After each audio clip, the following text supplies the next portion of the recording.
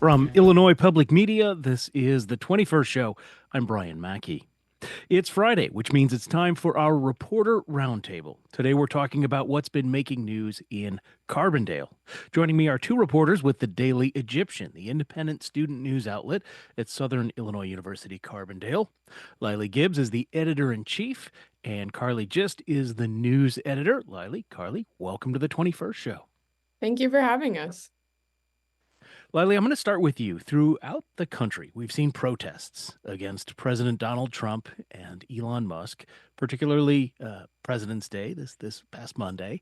Carbondale was no exception to that. What can you tell us about what happened there? We saw, around the country that a lot of protests were happening at state capitals. That's something that we had talked about here in Illinois and Springfield about going. It didn't end up working out with, our schedule and how we produce our paper. But we were sitting in the newsroom and someone had, sent me a message that something was happening up at the Civic Center uptown. So me and our editor or our photo editor, Enan Chediak, we hopped in the car, ran up there, and there was about 150 people up there kind of, spreading the same message that we saw around the country, just kind of opposing Trump and his views. And a lot of it here in Carbondale was centered around being against Elon Musk and kind of his involvement in our government. And so it's kind of what we saw. Carly, I want to bring you into the conversation now and sticking with this theme of the federal government and how it's what is happening in Washington is playing out around the country. Illinois has become what some call a safe haven for people who are transgender seeking medical treatment, particularly as the federal government and neighboring states like Indiana seek to ban different types of that care. You did a story on how Illinois and Indiana compare, and more specifically, the role of Southern Illinois cities such as Carbondale. Say more about that. Yeah, so this was a story I started following back in October. In 2023, Indiana passed a law that prohibits gender transition treatments for children, even if their parents approve of it. So this includes gender-affirming hormone therapy, which is a treatment that helps align a person's outward characteristics with their gender identity. And so, because the law was passed, a lot of these minors in Indiana have had to travel to Illinois because Illinois offers protection for this kind of care. I was connected with a young trans woman from Indianapolis named Connie, who she had been receiving treatment for nearly a year, but then when that law passed, she's had to travel to different places in Illinois, including Carbondale, for those doctor's appointments, and then also to pick up her medication. So I followed her journey for several months, and then I also talked to healthcare providers in Illinois. So Planned Parenthood, which she's attended in Carbondale, says that they've seen an increase in people traveling from out of state.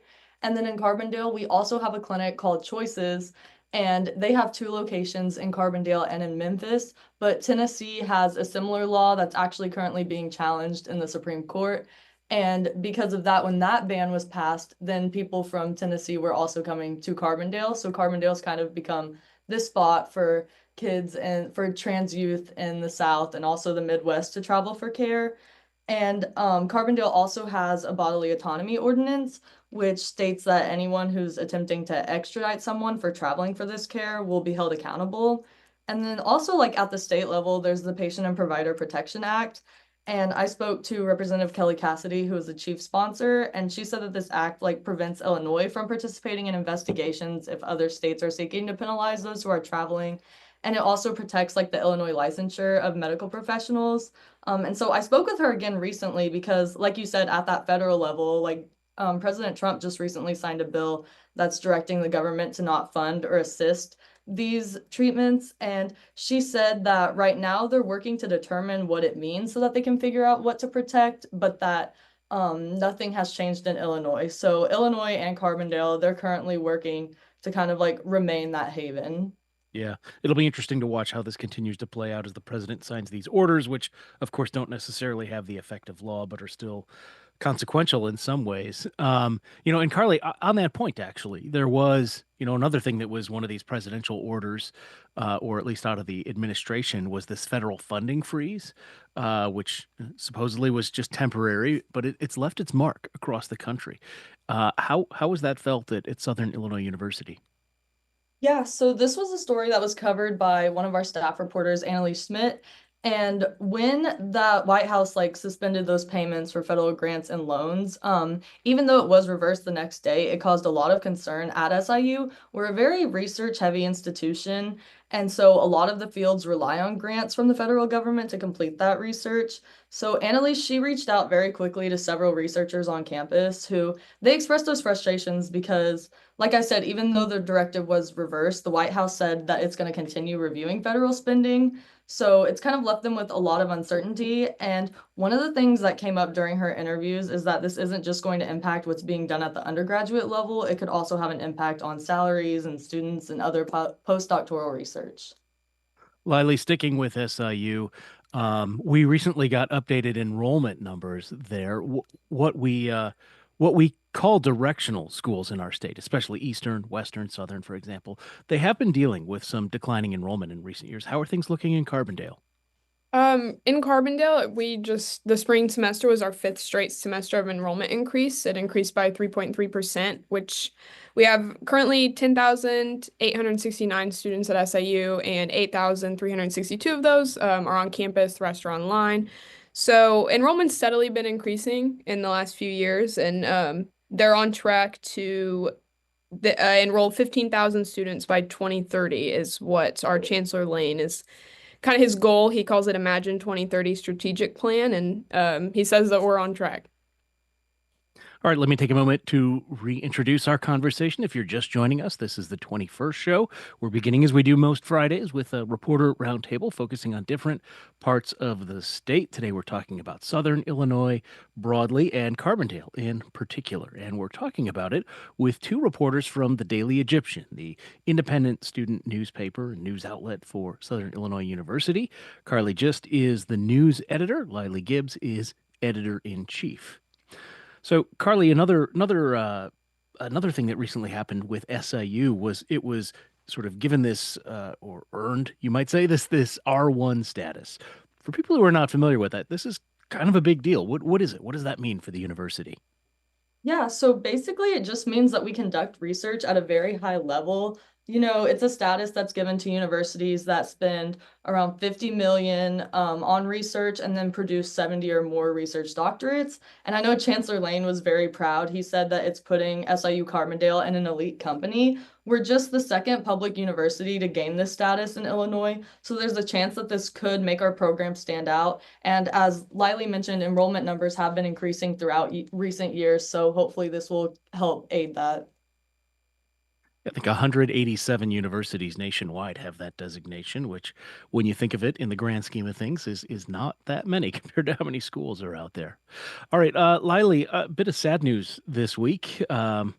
Legendary baseball coach at Southern Illinois University has died. Who is he? What can you tell us about him? Yeah, Richard Itchy Jones. He's, our baseball field's named after him. He was just a very iconic coach. He coached here for 21 years. After he did play here when he was a student, but he coached for 21 years and led the Salukis to five Missouri Valley Conference titles, 10 NCAA tournament appearances, and retired as the college baseball's top 20 all-time winningest coaches. And he did a lot for SIU. He coached 18 Salukis to the major leagues, and kind of his time period as coaching is, I think, just like one that we all look back on and like, it's everywhere. It's on the field and around the stadium. So it was pretty sad to, hear that news.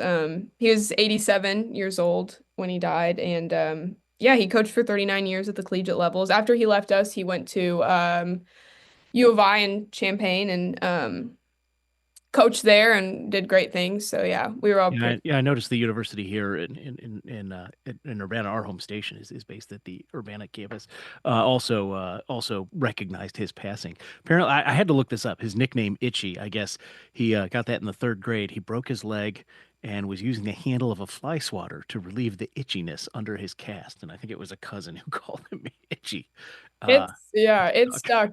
I went back in the archive room the other day to we're trying to put together like a larger piece, talking about his career and his, time here at Southern Illinois. And I went back into the archive room to see if I could find any old photos, and every single article that he's in, like when he was a player or as he was a coach, references him as Itchy Jones. Well documented history. All right, let's move on to some of the city news in Carbondale. And Lily, I'm gonna ask you about expecting mothers are scrambling for care because a major medical group is no longer going to be delivering babies at a hospital there. What happened? So Southern Illinois SIH, our hospital, here based in Carbondale, they have three provider, or they had three providers that, offered labor and delivery services. On January 21st, Heartland Women's Healthcare, which is one of the providers, announced that they were, no longer going to provide those services there, and we're moving kind of their focus to their Mount Vernon location because they had several. But when they announced it, they announced it through Facebook and said that they were stopping on January 31st. So a lot of people were, kind of scared, didn't know what to do, had to, change their plans because not everyone can travel all the way to Mount Vernon, which is, like 40 minutes away. And so we talked to some people at SIH. We talked to the director of Heartland Women's Healthcare and kind of just, got the whole, understanding of what was happening. But we also, I worked on it with our photo editor, Enan Chediak, and me and him made it like a mission. Like we really wanted to find someone that could tell us about their perspective of how their plans were changed. So we ended up meeting this woman who was, open and willing to talk to us about, she delivered her previous child there and, she was delivered there, her mom was delivered there, her husband was delivered with Heartland in Carbondale. So it was kind of overwhelming and she was just like a month away from her due date. So she had to, a lot of people had to scramble to change their plans. So yeah, we kind of like just looked into that impact of our area and kind of what that means. A lot of misconception kind of went around that Carbondale wasn't delivering babies anymore, which wasn't the case. We have two other providers in SIH that are, still delivering. But yeah, it was a lot, and we talked to a lot of people, and it turned out pretty nicely. Yeah, that can always be a concern, right? There may be other providers, but do they work with your particular insurance? And like you Yeah. said, it's a 45-minute drive up to Mount Vernon, if they need to go there. All right, one other local story I wanted to ask you about, which was some controversy around the owner of WSIL TV, which planned to lay off the entire meteorology team. What was the reasoning behind that? So this was a story that was done by our staff reporter Jackson Brandhorst. He kind of received word of it pretty early on before it happened that they were going to get rid of their meteorology teams, and he was so great and got right on it. And I think we were one of the first people that were, got to break that news. And but somewhere like the decision ended up getting reversed, and so he reported on that. And but the Allen Media Group is parent company to WSIL and like I think 28 other stations around. And they had come to the decision that they were going to get rid of their meteorology teams, reverse the decision. So a lot of people were very excited about that, got to keep their jobs and keep some more news access here in this region. So yeah, Yeah. Jackson did a great job on it. This is of a piece with what's been happening across the news industry. We've seen newspapers, they're just fractions of their former staff, if they're even existing at all. A lot of newspapers have gone out of business. Carly, let me ask you about this, sort of moving away from your specific stories you all have done to just the how you're approaching coverage, right? You're a student newspaper, and yet you are becoming one of the news sources for Carbondale and beyond. How are you approaching that? Yeah, one of the things that we're making sure is that we're really focusing on Carbondale and Southern Illinois, not just what's happening on campus. So we've really been working to like build relationships with those local leaders so we can keep in touch and keep informed on what's going on.